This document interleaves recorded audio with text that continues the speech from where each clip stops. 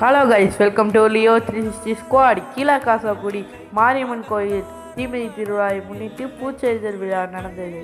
அதை காண்போம்.